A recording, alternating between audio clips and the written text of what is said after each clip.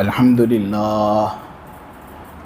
لله نحمده ونستعينه ونستغفره ونؤمن به ونتوكل عليه ونعوذ بالله من شرور أنفسنا ومن سيئات أعمالنا من يهده الله فلا مضل له ومن يضلله فلا هادي له ونشهد أن لا إله إلا الله وحده لا شريك له ونشهد أن سيدنا ومولانا وحبيبنا محمدا عبده ورسوله الحمد لله وكفى والصلاة والسلام على رسوله المصطفى وعلى عباده الذين ارتضى ومن بهداهم اهتدى وبآثار أهل المدينة اكتفى أعوذ بالله من الشيطان الرجيم بسم الله الرحمن الرحيم ولكل أمة جعلنا منسكا صدق الله العظيم عن عائشة رضي الله تعالى عنه قال رسول الله صلى الله عليه وسلم ما عمل آدمي من عمل يوم النحر أحب إلى الله من إحراق الدم. حضرت عائشہ رضی اللہ تعالی عنہ فرماتی ہیں نبی کریم صلی اللہ علیہ وسلم کے حوالے سے کہ حضور نے یہ بات کہی کہ عید الاضحیٰ کے دن 10ویں ذی الحجہ کوئی عمل اللہ تبارک و تعالیٰ کو خون بہانے سے زیادہ محبوب نہیں. جانور کی جو قربانی ہوتی ہے اللہ تبارک و تعالیٰ کو یہ قربانی سب سے زیادہ پسند ہوتی ہے. اللہ کو یہ عمل بہت پسند ہے. اللہ کے رسول صلی اللہ علیہ وسلم نے یہ بات کہی ہے کہ قیامت کے دن یہ قربان شدہ جانور اپنے سینگ کے ساتھ، اپنے بالوں کے ساتھ، اپنے ناخنوں کے ساتھ اللہ تبارک و تعالیٰ کے پاس حاضر ہوگا اور مستقل طور پر گواہی دے گا ان لوگوں کے لیے جنہوں نے اللہ تبارک و تعالیٰ کا یہ فریضہ انجام دیا. اللہ کے رسول صلی اللہ علیہ وسلم نے یہ بات کہی ہے کہ جب آدمی جانور کو قربان کرتا ہے نا تو اس کا خون زمین پر گرنے سے پہلے ہی اللہ تبارک و تعالیٰ کے یہاں پر ایک قبولیت کا مقام حاصل کر لیتا ہے. کتنی تیزی کے ساتھ یہ عمل اللہ تبارک و تعالیٰ کے یہاں پر مقبول ہوگا. ایک مرتبہ صحابہ نے یہ بات نبی کریم صلی اللہ علیہ وسلم سے پوچھی یہ قربانی کیا ہے؟ ما هذه الاضاحی. تو نبی کریم صلی اللہ علیہ وسلم نے یہ بات کہی کہ یہ قربانی تو تمہارے ابا ابراہیم علیہ السلام کی سنت ہے. صحابہ نے پوچھا وما لنا فیہا یا رسول اللہ، اگر ہم قربانی کریں گے تو اس میں ہمیں کیا اجر ملے گا؟ تو نبی کریم صلی اللہ علیہ وسلم نے کہا ہر بال کے بدلے میں نیکی اور اجر ملے گا. صحابہ نے پوچھا اون کا کیا یہی حکم ہے؟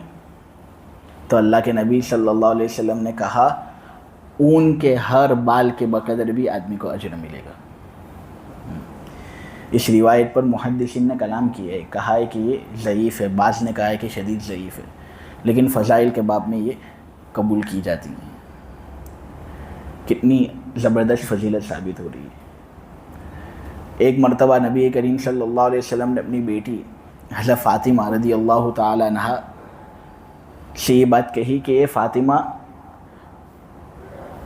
جو جانور قربان ہو رہا ہے تو اس کے پاس کھڑی رہے اور اپنی قربانی کو دیکھ. یقین جان کہ اس جانور کا ایک قطرہ بھی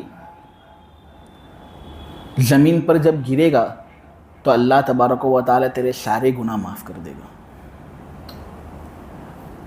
قربانی اتنی عظیم عبادت ہے، لیکن آج کل بہت سے لوگ اس عبادت کو انجام دینے سے پیچھے ہٹ رہے ہیں. وہ یہ سمجھتے ہیں کہ اس کے اندر جانور پر ظلم ہو رہا ہے، حالانکہ یہ فطرت ہے.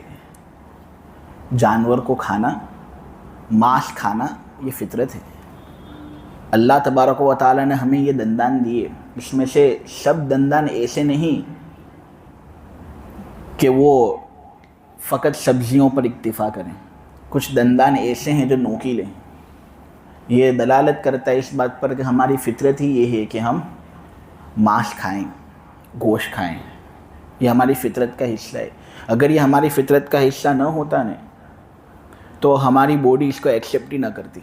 ہم مٹی کھا کر دیکھیں، پتھر کھا کر دیکھیں، کوئی بھی چیز ہم کھا لیں ہمارا ہاضمہ اس کو قبول تھوڑی کرے گا، ہم بیمار پڑ جائیں گے، لیکن ہمارا ہاضمہ بہت اچھے طریقے سے یہ ماंس کو قبول کرتا ہے، یہ گوشت قبول کرتا ہے، یہ ہماری فطرت کا حصہ ہے۔ ہم ہماری فطرت کے خلاف نہ جائیں ورنہ نقصان ہم کو ہی اٹھانا پڑے گا۔ قربانی کس پر واجب ہے؟ قربانی مقیم پر واجب ہے، مسافر پر واجب نہیں۔ جو شہر کے اندر رہتا ہو اس پر قربانی واجب ہے۔ فقیر پر قربانی واجب نہیں، مالدار پر قربانی واجب ہے۔ مالدار کون ہوتا ہے؟ اللہ تبارک و تعالیٰ کے یہاں پر کون مال والا شمار ہوتا ہے؟ تو آدمی اپنی ضروری چیزیں ہٹا دے، اس کو کینسل کر دے، سواری، پہننے کے کپڑے، جو بھی ضروری چیزیں ہیں آدمی اس کو ہٹا دے۔ نمبر 2، قرض کو ہٹا دے۔ دو چیزیں ہٹا کر اگر آدمی کے پاس اتنا مال ہے کہ وہ مال یا تو 613 گرام چاندی کے بقدر ہو رہا ہے یا 87.5 گرام سونے کے بقدر ہو رہا ہے، تو اس صورت میں قربانی واجب ہو جاتی ہے۔ اگر آدمی کے پاس اتنا مال ہے، اس سے زیادہ مال ہے، تو قربانی اس پر واجب، اور احناف کے یہاں قربانی واجب ہے، یعنی کرنا ضروری، اگر نہیں کریں گے تو ہم گنہگار ہوں گے۔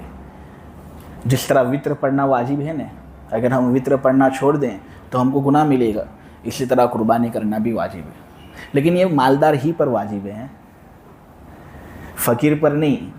بہت سی مرتبہ ہم نے یہ سنا ہے کہ فقیر قرضہ لے لیتا ہے اور قرضہ لے کر قربانی کرتا ہے، اس پر قربانی کرنا واجب ہے ہی نہیں، تو وہ کیوں قرضہ لے رہا ہے؟ قرضے سے تو آدمی کو بچنا چاہیے، بہت بچنا چاہیے۔ نبی کریم صلی اللہ علیہ وسلم دعا مانگا کرتے تھے، اللہم انی اعوذ بک من الکفر والدین، اے اللہ میں تیری پناہ مانگتا ہوں، نمبر 1 کفر سے، نمبر 2 قرضے سے۔ صحابہ نے بڑے تعجب سے پوچھا، اے اللہ کے رسول، آپ کفر اور قرضہ دونوں کو ایک ہی لائن میں لاتے ہو؟ اتعدل بین الکفر والدین، کیا آپ کفر اور قرضے کے مابین برابری کر رہے ہو؟ کفر کہاں، قرضہ کہاں؟ قرضہ تو جائز ہے نا، آدمی لے سکتا ہے۔ حضور نے فرمایا ہاں میں برابری کرنا ہوں۔ غور کرنے والوں نے غور کیا اور غور کر کے یہ بات کہی کہ جو آدمی قرضہ لے لیتا ہے نا، اس پر ایک بوجھ ہوتا ہے، اس بوجھ کو اتارنے کے لیے وہ پھر حلال حرام کی تمیز نہیں کرتا، اور جب حلال حرام کی تمیز نہیں کرے گا تو پھر وہ سٹے میں بھی لگے گا، جوئے کے اندر بھی لگے گا، ہر وہ ناجائز کوشش کرے گا جس کے ذریعے سے اس کے پاس مال آ جائے اور وہ اپنا قرضہ ادا کر سکے۔ کفر کے قریب لے گیا نہیں یہ، اس لیے حضور کفر سے بھی پناہ مانگتے تھے، اور کفر کے ساتھ جب پناہ مانگتے تھے نا، کفر سے جب پناہ مانگتے تھے تو قرضے سے بھی پناہ مانگتے تھے۔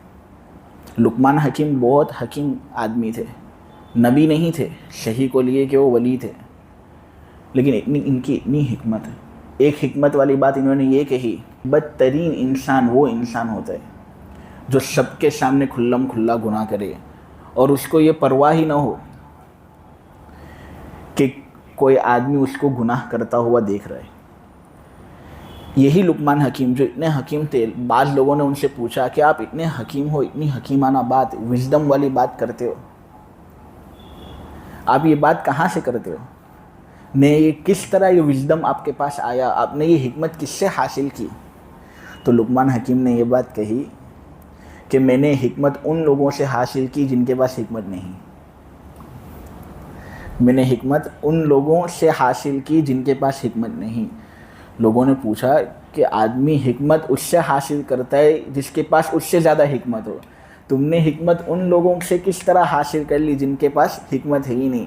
لقمان حکیم نے کہا کہ میں دیکھتا ہوں وہ تمام حرکتیں جو لوگ کرتے ہیں اور اس میں حکمت نہیں ہوتی، بے مناسب گھٹیا حرکتیں لوگوں کی میں دیکھتا ہوں، اور پھر دل کے اندر سوچتا ہوں کہ مجھے یہ کام نہیں کرنا۔ اس وجہ سے اللہ کے فضل و کرم سے کچھ حکمت میرے اندر آئی. یہ کہا کرتے تھے اے میرے پیارے بیٹے قرضہ کسی سے مت لینا, قرضہ کسی سے مت لینا. ڈونٹ او پیپل منی. لوگوں کو پیسے دینے پڑے تم کو ایسی حالت اپنی مت بناؤ, اس لیے کہ یہ رات کے وقت تمہاری نیند حرام کر دے گا اور دن کے وقت تم کو ذلیل کر کے رکھ دے گا. نبی کریم صلی اللہ علیہ وسلم کے پاس مستقل جنازے آتے تھے. کتنا سنگین وقت, کتنا بھاری وقت. بہت سے لوگ ایموشنل ہوتے, جذبات میں ہوتے کہ حضور وہاں پر ہی پوچھتے کہ اس کے اوپر قرضہ ہے یا نہیں. لوگ اگر کہتے کہ قرضہ نہیں ہے تو حضور نماز پڑھتے, لیکن اگر لوگ یہ کہہ دیتے نا کہ اس پر قرضہ ہے اور قرضہ ادا کیے بغیر ہی دنیا سے فوت ہوا, تو حضور پوچھتے کہ کیا اس کے پاس مال ہے, اس نے مال ایسا چھوڑا ہے, کیا اس نے ایسے چھوڑے ہیں کہ اس کی اولاد اس مال کے ذریعے سے اس کا قرضہ ادا کر سکے. لوگ کہتے چھوڑے ہیں تو حضور ادا کرتے نماز. لیکن اگر وہ یہ کہہ دیتے نا کہ نہیں کوئی مال بھی اس نے چھوڑا نہیں ہے, تو پھر نبی کریم صلی اللہ علیہ وسلم کہتے صلوا علی صاحبکم, تم اپنے ساتھی پر نماز پڑھ لو, میں نہیں پڑھنے والا. قرضہ لینے کا یہ سنگین وبال کہ بھلا نبی کریم صلی اللہ علیہ وسلم جس کا جنازہ پڑھنے سے انکار کر دیں, اس آدمی سے زیادہ محروم کون ہو سکتے.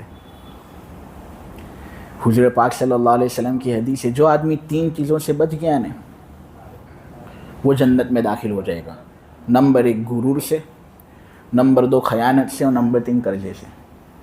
غرور, غصے کی وجہ سے آدمی مصیبت میں آتا ہے, لیکن غرور کی وجہ سے وہ مصیبت سے نکل نہیں پاتا. Because of my anger, I got into the problem, but because of my pride, I can't get out of it.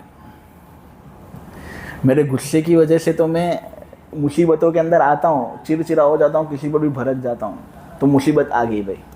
لیکن میرے غرور کی وجہ سے اور تکبر کی وجہ سے نکل نہیں پاتا. تو جو آدمی غرور سے اپنے آپ کو بچاتا ہے جنت میں, جو آدمی اپنے آپ کو خیانت سے بچاتا ہے وہ جنت میں, اور جو اپنے آپ کو قرضے سے بچاتا ہے وہ جنت میں. اس لیے بہت ضروری ہے یہ بات میرے عزیزوں کہ ہم قرضے سے اپنے آپ کو بچائیں. اور یہ تو وہ عام قرضے کی بات کر رہا ہوں, اس سے بھی آدمی کو اپنے آپ کو بچانا چاہیے. بیاج والا قرضہ تو بہت دور کی بات ہے. بیاج سے تو آدمی اللہ کے ساتھ جنگ کرتا ہے. امریکہ کے ساتھ ہم جنگ کرتے ہیں, ہماری کوئی طاقت نہیں ہوتی. اللہ کے ساتھ جنگ کرنے جائیں گے تو کہاں سے ہماری فتح ہونے والی ہے. تو بہت سے لوگ غریب ہوتے ہیں, ان کو قربانی کا جذبہ ہوتا ہے, لیکن وہ قربانی کرتے اس طرح ہیں کہ قرضہ لے لیتے ہیں پھر قربانی کرتے ہیں. یہ مناسب نہیں. آدمی قربانی کرے کوئی حرج نہیں, لیکن اس وقت کرے جب وہ مالدار ہو, اس کے پاس پیسے ہوں. اور قربانی کے وجوب کے لیے مالدار ہونا ضروری ہے. قربانی کے وجوب کے لیے بالغ ہونا بھی ضروری ہے, اور قربانی کے وجوب کے لیے سمجھدار ہونا بھی ضروری ہے. اگر کوئی آدمی بیوقوف ہے, عقل اس کی برابر کام نہیں کر رہی, تو اگرچہ وہ کروڑ روپے کا مالک ہو, اس پر قربانی واجب نہیں. ہاں, لیکن اگر اس کے ولی لوگ جو اس کا مال سنبھال رہے ہیں, اگر وہ اس کی جانب سے قربانی کر لیتے تو بہت اچھا ہے, کرنی چاہیے, لیکن اس پر مستقل واجب نہیں. قربانی کے اندر آدمی کس کو قربان کرے؟ قربانی کے اندر آدمی بڑے جانور کو قربان کر سکتے ہے, اسی طرح قربانی کے اندر چھوٹے جانور کو بھی قربان کر سکتے ہے. بڑا جانور اس وقت آدمی اس کو قربان کرے جب اس کے 2 سال مکمل ہو چکے ہوں. بھینس, پاڑا آدمی قربان کر سکتا ہے ان کو, لیکن اس وقت جب اس کے 2 سال پورے ہو چکے ہوں. اور چھوٹا جانور کی جہاں تک بات ہے تو آدمی اس کو اس وقت قربان کرے جب اس کا 1 سال پورا ہو چکا ہو. بکرا ہے, بکری ہے, دمبا, گھینٹا, تو 1 سال جب پورا ہو جاوے نا تب آدمی اس کو قربان کر سکتے ہیں. دمبا اور گھینٹا جو ہے نا, اس کے اندر شریعت نے ایک حکم یہ بھی رکھا ہے کہ اگر وہ 6 سال کے ہو جائیں, یہ 6 مہینے کے ہو جائیں, 6 سال نہیں 6 مہینے, اگر وہ 6 مہینے کا ہو جائے لیکن لگتا ہے ایسا ہے کہ 1 سال جیسا لگتا ہے, یعنی آدمی اگر 1 سال کے گھینٹوں کے اندر اس کو رکھے نا تو دور سے ایسا ہی لگے کہ یہ بھی 1 سال کا ہی ہے, تو اس کو بھی قربان کر سکتے ہیں, اس کی بھی اجازت ہے. جانور کا صحیح سالم ہونا بہت ضروری ہے. ایب اگر اس طرح آ گیا کہ گوشت کے اندر خلل آ رہا ہے تو اس صورت میں اس جانور کی قربانی درست نہیں ہوتی. وہ تو پھر تفصیل آ جاتی ہے اس میں، جیسی تفصیل آدمی کسی عالم سے پوچھ لے. اللہ تبارک و تعالیٰ نے یہ بات کہی ہے لَن يَنَالَ اللَّهَ لُحُومُهَا وَلَا دِمَاؤُهَا وَلَكِنْ يَنَالُهُ التَّقْوَى مِنْكُمْ. دیکھو تم قربان کرو گے نا تو گوشت اور خون اللہ تبارک و تعالیٰ تک پہنچنے والا نہیں ہے. گوشت بھی تم ہی کھاؤ گے، تم ہی فائدہ اٹھاؤ گے. یہ گوشت اور یہ خون اللہ تک پہنچنے والا نہیں، اللہ کو کچھ پرواہ نہیں ہے. لیکن اللہ دراصل یہ دیکھنا چاہتا ہے کہ کس کے اندر تقویٰ ہے، کہ وہ میرے ان احکام کو بھی مانتا ہے جو احکام اس کو سمجھ نہیں آتے. انسان اگر فقط وہی چیز مانے جو اس کی سمجھ کے اندر آئے تو پھر یہ کہاں کا ایمان ہوا؟ یہ ایمان نہیں ہے، یہ تو عقل پرستی ہے. آدمی فقط انہی چیز کو مانے جو اس کی عقل کے اندر آئے تو یہ تو عقل پرستی ہوئی. آدمی خدا کو نہیں مان رہا، آدمی اپنی عقل کو مان رہا ہے. لیکن اگر آدمی ان چیزوں کو مانے نہیں جو اس کی عقل کے اندر بھی نہیں آتی تو یہ ہے آدمی کی بندگی اللہ تبارک و تعالیٰ کی جانب. اللہ کو یہ مطلوب ہے. سب سے بڑا مقصد قربانی کا یہی ہے. یہ جو دن ہے 10ویں ذی الحجہ تک کے جو ایام ہیں، اس کے اندر یہ جو دن ہے نا، آج جمعہ کا دن، یہ سب سے افضل سمجھا جاتا ہے.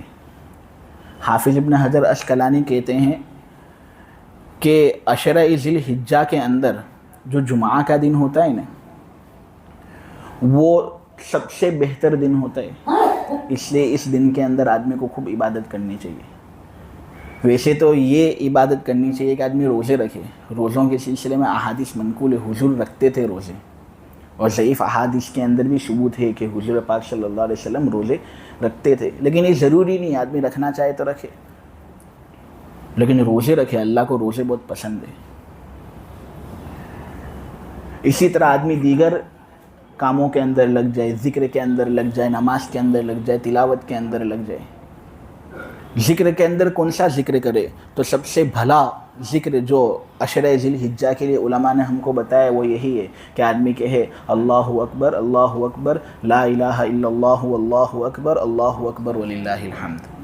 یہ تکبیر تشریق. اللہ تبارک و تعالیٰ کہنے کو قبول فرمائیں، سننے کو قبول فرمائیں، سب سے زیادہ عمل کی توفیق عطا فرمائیں.